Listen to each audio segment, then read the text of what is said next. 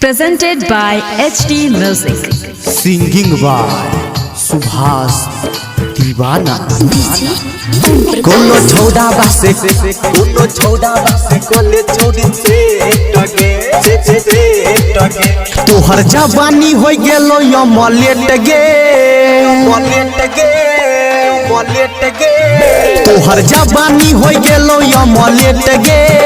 कोनो छोड़ा बासे कोले छोड़ी सेट गे कोनो छोड़ा बासे कोले छोड़ी सेट गे तोड़ा चोल के बैठ गेलो रेट गे कोनो छोड़ा बासे कोले छोड़ी सेट गे कोनो छोड़ा बासे कोनो छोड़ा बासे कोले छोड़ी सेट गे कोनो छोड़ा बासे कोले छोड़ी सेट गे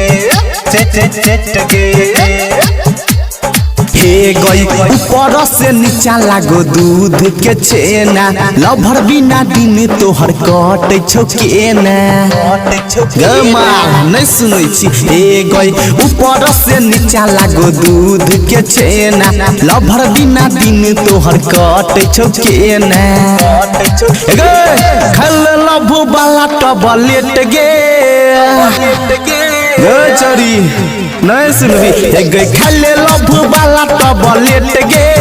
कोनो छौड़ा बासे कोले छौड़ी सेट गे कोनो छौड़ा बासे कोले छौड़ी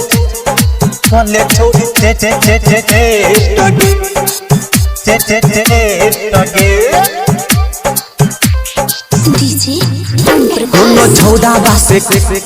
छौड़ा बासे कोले छौड़ी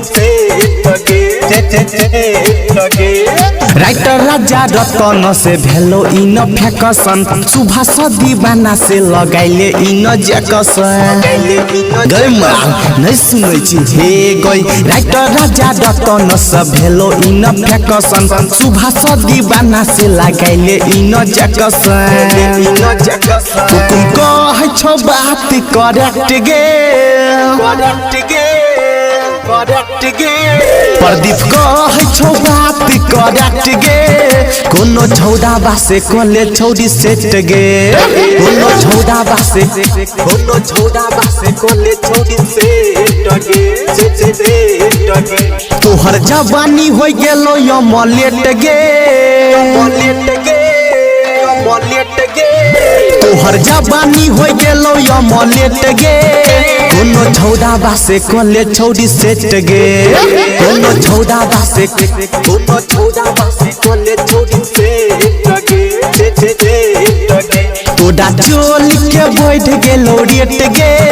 कोनो छौड़ा बासे कोले छौड़ी सेट गे कोनो छौड़ा बासे कोले छौड़ी सेट गे।